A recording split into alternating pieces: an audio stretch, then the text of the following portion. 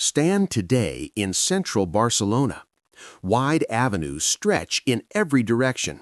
The city hums with movement, cars, voices, music, the distant sound of the sea.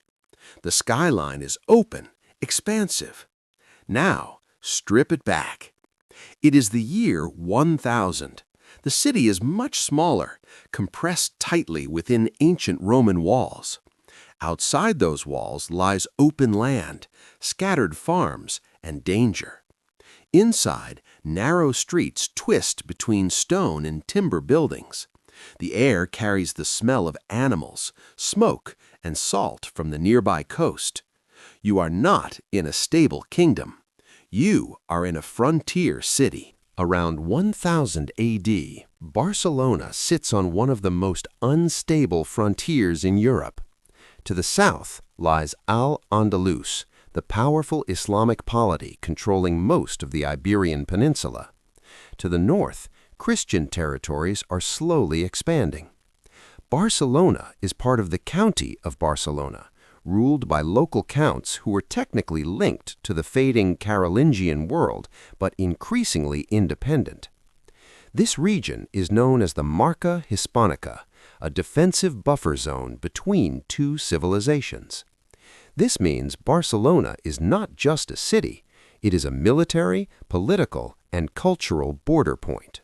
Like many European cities, Barcelona is built on Roman foundations. The original Roman city, Barcino, had stone defensive walls, a grid street system, public buildings and infrastructure. By the year 1000, those Roman walls are still one of the most important features of the city. They have been repaired, reinforced, and reused over centuries. Inside them, however, the city has changed. The orderly Roman layout has been partially preserved, but adapted. Streets have shifted, buildings have been rebuilt, old structures have been repurposed. The Roman past is visible, but no longer fully functional. Barcelona around 1000 AD is not large. Population estimates suggest perhaps 2,000 to 5,000 inhabitants within the walls. This is small, even by medieval standards. But size is not what makes Barcelona important. Its importance comes from its coastal position, its proximity to the frontier, its role as a defensive and administrative center. The city acts as a base for regional authority and as a point of contact, sometimes violent, between Christian and Muslim worlds. Inside the city, space is limited.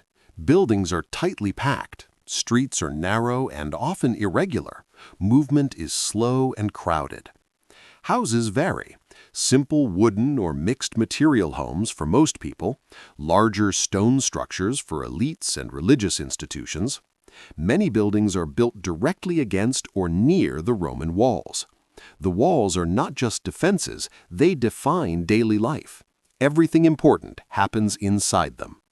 Outside, safety is not guaranteed. Life in Barcelona is shaped by uncertainty. Most residents are farmers working nearby land, craftsmen producing essential goods, traders dealing in regional commerce, clergy connected to the church. Daily routines include food preparation, craft production, maintenance of tools and buildings, participation in religious life. But there is always an underlying tension. Raids, conflict, and political instability are part of life. This is not a peaceful urban center like later medieval Barcelona. Unlike large cities with extensive trade networks, Barcelona relies primarily on local production. In times of conflict, this becomes a vulnerability. If fields are destroyed or access is cut off, food shortages can follow. Religion plays a central role in the city. The Christian church is one of the most stable institutions in this uncertain environment.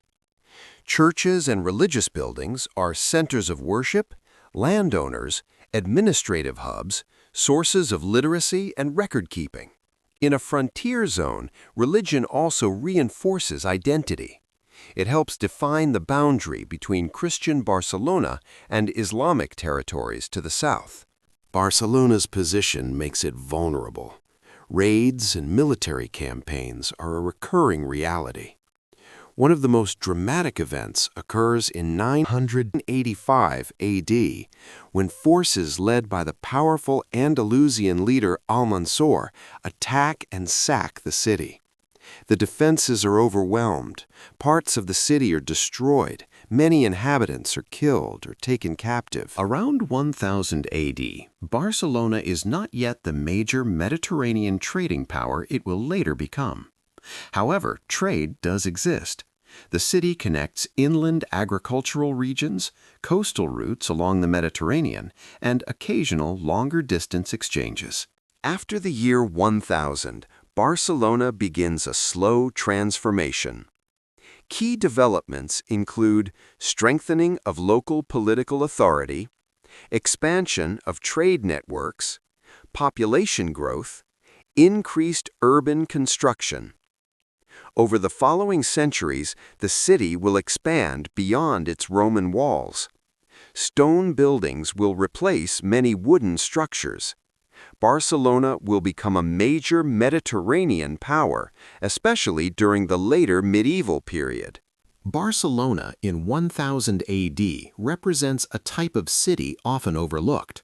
It is not a massive imperial capital like Constantinople, a symbolic religious center like Rome. Instead, it is a frontier city. Its identity is shaped by conflict, adaptation, and survival. It shows how cities function in unstable environments, how they persist even when conditions are uncertain. Today, Barcelona feels open, confident, and expansive.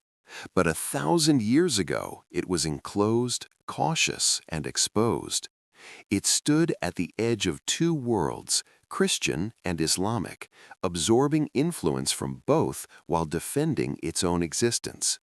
Inside its Roman walls, a small population lived with constant uncertainty. And yet, from that fragile beginning, Barcelona would grow into one of the most important cities in the Mediterranean.